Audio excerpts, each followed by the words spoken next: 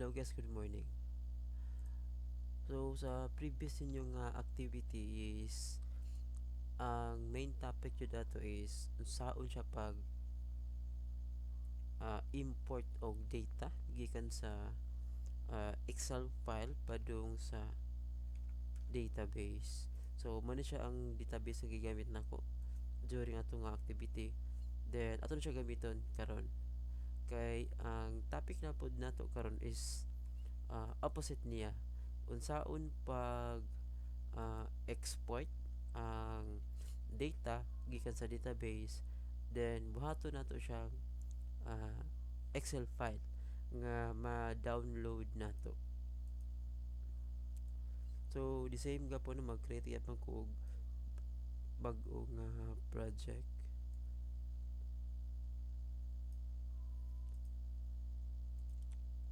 So katong the same database ra gyapon ako ang gamiton kay the same ra man gyud sila og functionality, gi opposite lang siya.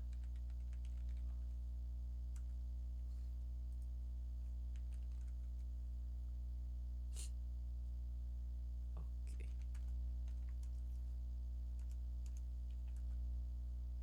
So while ongoing na siya ang installation sa Laravel, ako lang i-share niyo unsa may purpose jud ani niya.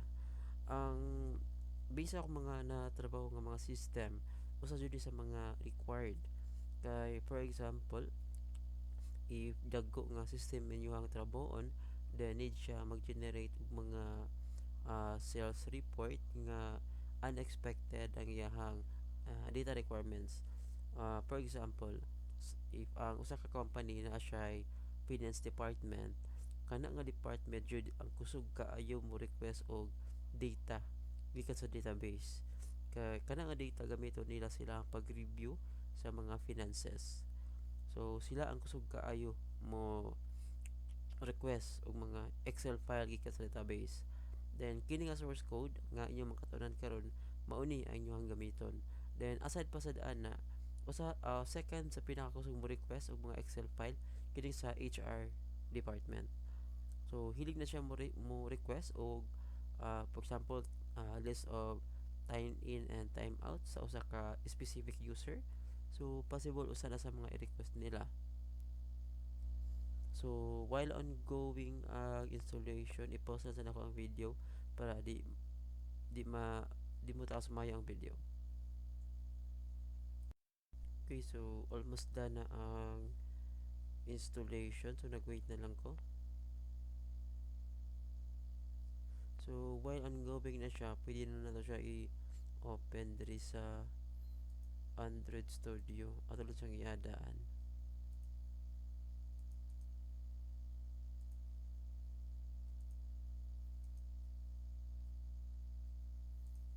Okay, so okay na siya.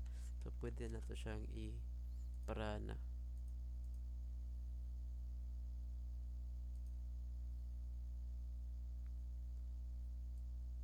So para maka-start dito na to siya run ang server PHP artisan serve.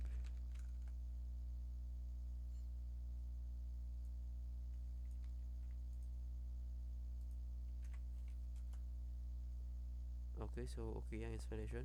So ang next atong buhaton ana is mag-create sa taog controller para siya mo handle ato nga source code nga buhaton nato. So ang pag-create og controller the same gyapon ang way PHP artisan make then controller.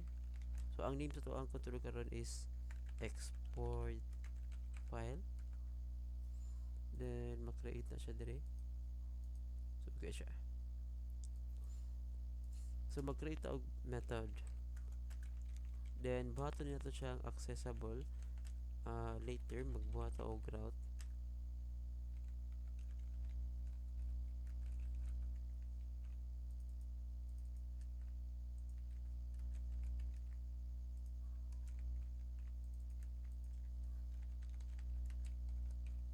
So para matest na nato if working ba na siya, ato siyang i-add sa route para ma-access nato siya. Export.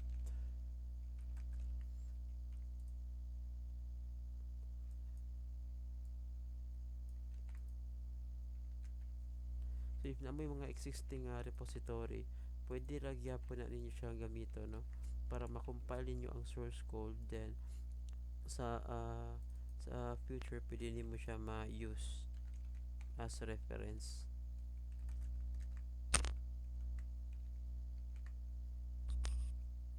So ato i-try is okay ba yan setup.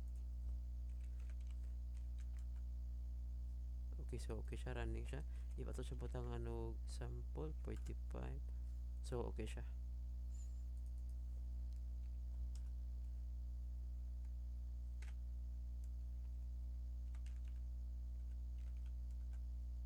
Okay, so karon buhatan na nato og content na kini ang method. So usa sa requirements nato na is data nga ibutang nato dito sa Excel file.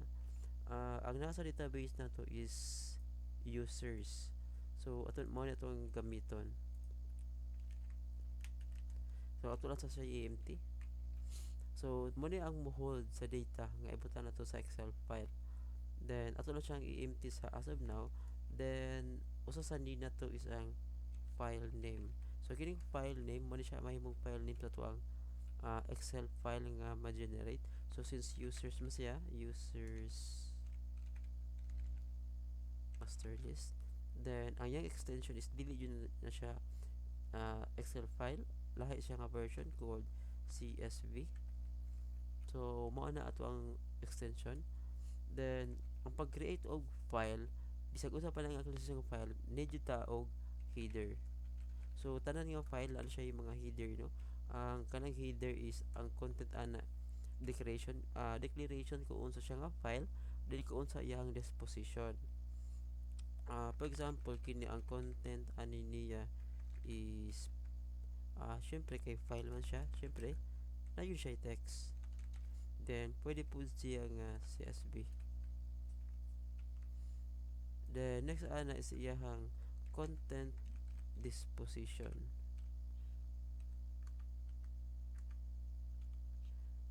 Disposition, actually di ko sure sa spelling, pero mag error na later mabawan na to. So iyang disposition is syempre attachment na siya. Then need ta og file name niya, basta magbuhat ta og mga aning activity. So need na to siya i-declare diri ang name sa file nga gibuhat na to sa ababaw kining file name. So ato siya ingon ana lang. So mo na siya ang pag-declare sa header. Then next ana is need ra mo mag set og variable nga mo'y mo handle sa file. So since mo handle mo siya, batangan to siya name nga handle para tali ra siya sa button. Then ay built-in command gitawag og f open. So ang main purpose ana is i-check niya if open ba ang file. Then output. Then W meaning writable siya. So magsuwat ta og content, write. Then ay built-in function pod ang PHP called if nya put CSV. So if check nimo iyang meaning, na siya yung mga required parameter. Actually nakalimot ko sa mga required parameter ani tanan kay di ka siya common gamiton jud. So required siya resource stream. So kuning resource stream pwede ning continuous data flow, for example mga active directory file, mga kanang mga sa microphone nga inputs. So sa mga example sa stream, pero since CSV man ato ang gi-required diri, so dapat na ay naka-open nga CSV file. Then array yung mga field separator, so kandarang gi-required.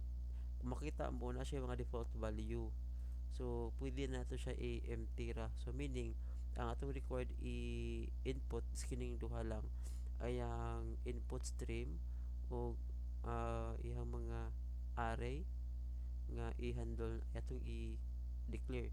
kanang array niya is ang header na siya.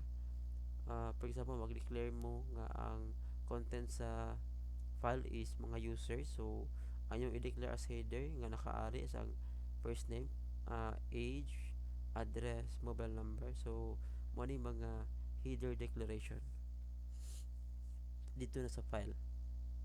So balik ta, ang ipangayo nato is duhara ang required. So ang yahang stream is mo ni siya. Then ang next i-require niya is array nga fields. So ayang fields, ang naa diri is fname, lname, and age. So mo na sa siya ang atong i-declare po dinhi. So butang taog uh, fname, then lname, age.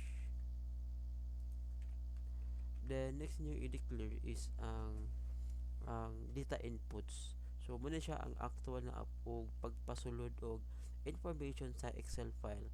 Kay diri sa babaw kini nga part diri, gikan diri gi-create ni ang writable file.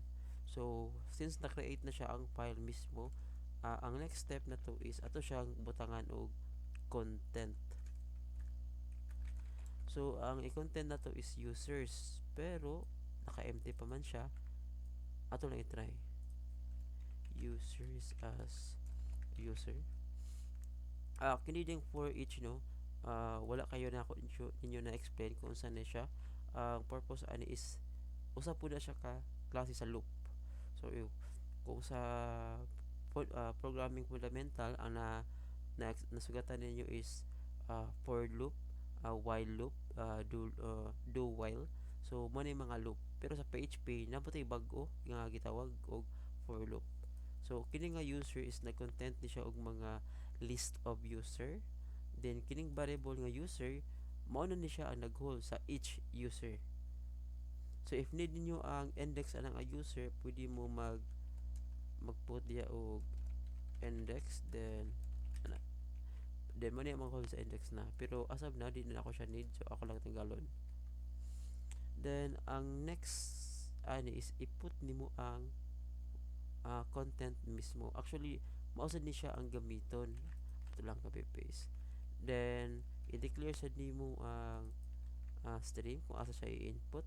Then ibutang pod na to kung unsa may value ani. So ang value aning fname is actually wala pa gud siya content man gud, no? So di na siya ma-identify. Pero as of now ato siyang batangan kunuhay og fname. Dapat di same na siya, no, kung sa spelling dito sa database. Then lname,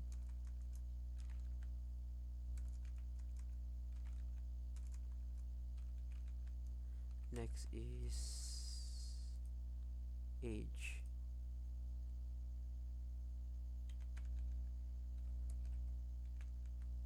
Then if na siya error, wala pa man ako siya matest, pero taas na ko gi-type, bawaan na tataw if na error. Then kada siya mao na siya ang end sa pag-set up sa file. Then ayaw mo kalimot nga di na to siya i-close. So ang i-close nimo ang stream. So ang stream man is kining handle. So ato siya i-input nga mao i-close na to. So na-stop na ang pag-input sa content. Then next is ato siya i-return para ma-download siya. Then natin gitawag og response. So mo ni mo process sa official nga i-release or i-output niya. Then ato i-search kung unsa yung mga required ani para malikayan nato ang daghan nga error niya. So medyo taas itong masahon. So ang usa sa required niya isang path. So since dili mo siya need nga path, so pwede na to siya i-empty lang. Then ang yang status 200, para di makabalo mo kining status, i-check na to.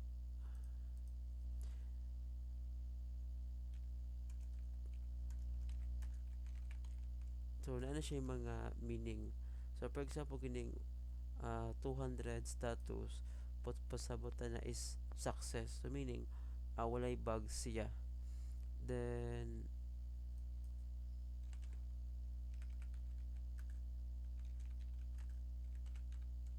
actually daghan man gud kayo na siya. If i-check nimo siya dire,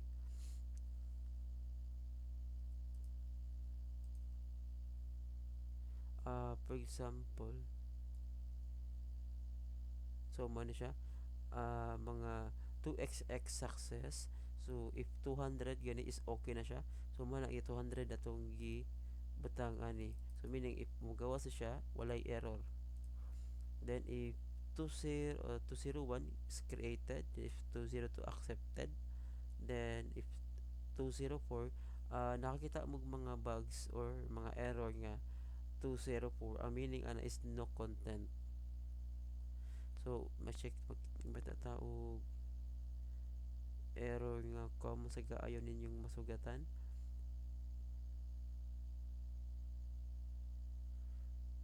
So kining 404 kining 404 nga error common na siyang masugatan ninyo.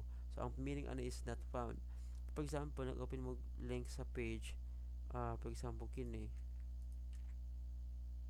ato i-try unsa may tabo niya xxx1. So page not found siya. So 404 error pud na siya. So mo na for example.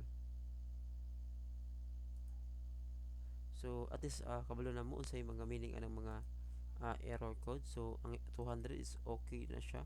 Then automatically katong mga file na create, since na-create man ang file, dili na siya ma-store diha. Automatically ma-download po na siya. Need lang nimo i-declare ang kining header. Kaya ang header may nag-handle kung unsa nga file format ang iyahang i-create. So ato siyang i-try. I think na siya error na pero wala pa ko ka-identify. So ato lang i-check.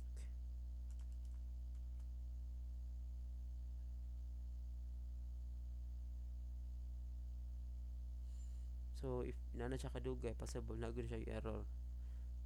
Okay, so ang response not found. Okay. Okay. So actually naray na claim to na guys no.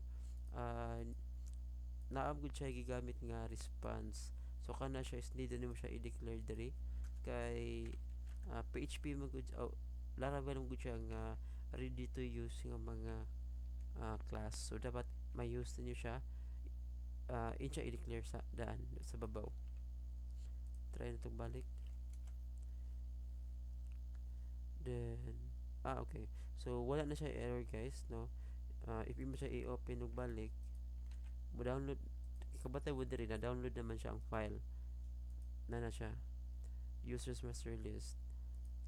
Pero if ato siya i-open sa lain nga file, so na-download siya balik pero wala man siya sa page. It because wala am gud siya declared output nga visible. Mo na nga mo download na siya automatic. So if ato siya i-check, empty na siya. Ang reason kay empty na siya kay diri mo good part sa users wala pa tay gi declare diri dapita, empty man siya. So wa siya isulod pa. So ang next button na to ana is kung ano to ang records dire, then i-put na to siya sa Excel, then make it downloadable. So mo na siya yung next step na to. So since na-create naman ang file, so okay na siya, maka-proceed na ta sa pag-connect sa database. Then para maka-proceed ta na check lang ako ang connection Laravel. So ang pangalan sa database is Excel. Verify na to Excel. Okay, so pwede na mag-code. So db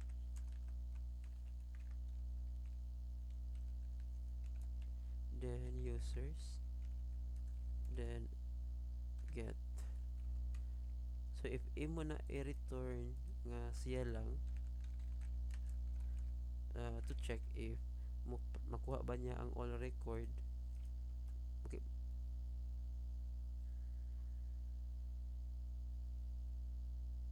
Okay, sis. So nanasay nakalimtan na sad no ang yang database connection. So common din na siya bisag asa pa ka nga mga programmer kay maka di ko kayan nga makalimot no bisag kamo common na sa inyo hapon nga makalimot sod. So ang buhaton lang nato ana i-declare nato sa header niya nga gamito nato ang katuang database. So ang pag-declare ana is uh, the same ra gihapon og way ani. So ato lang siyang i-declare ang use then illuminate copy type ato lang i-copy paste then support then next is ang facade then db. So let's try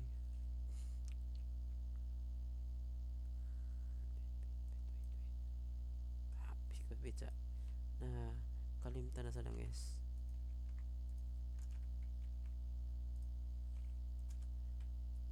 Okay, so nakuha na to ang list of users na. So gidirect na nako siya og print. Na print na siya tungod kay naama ng return. Pero if wala ang return, uh, I think mag-error siya kay lahi mo ng value. So user.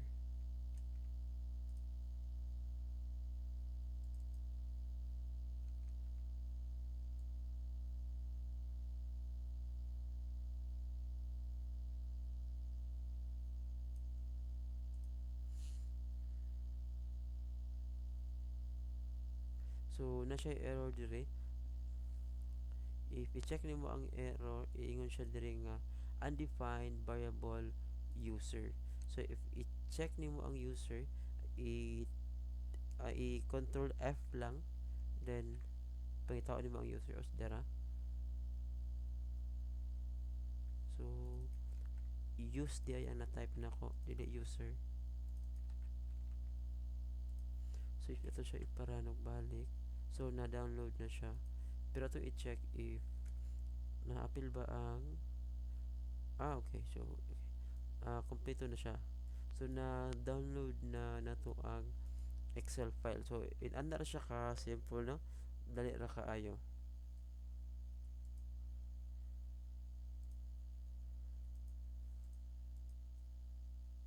So mo na siya ang pag-download sa data gikan sa database. So dili ra Excel file ang iyohang option ani, possible sad nga mogamit mo og JSON file.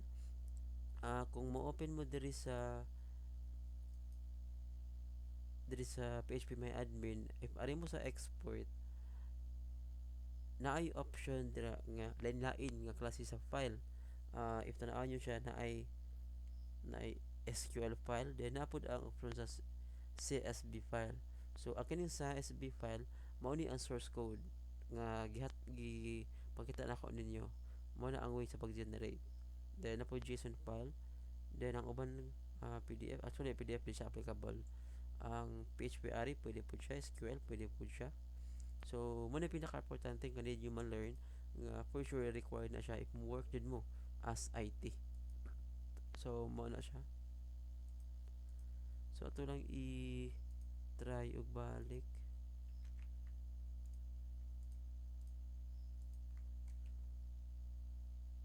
Ay, naka-open mo gud siya mo, hindi siya deletable. Don't save. Then i-open na to siya nga clear. So na-download na ang file. So if ito siya i-open, so mo na siya. So mo na siya. So done. So mo na mahimo ninyo activity 14. So good luck. Maghatag ra ko og Excel file nga gamiton ninyo. So that's it. Thank you.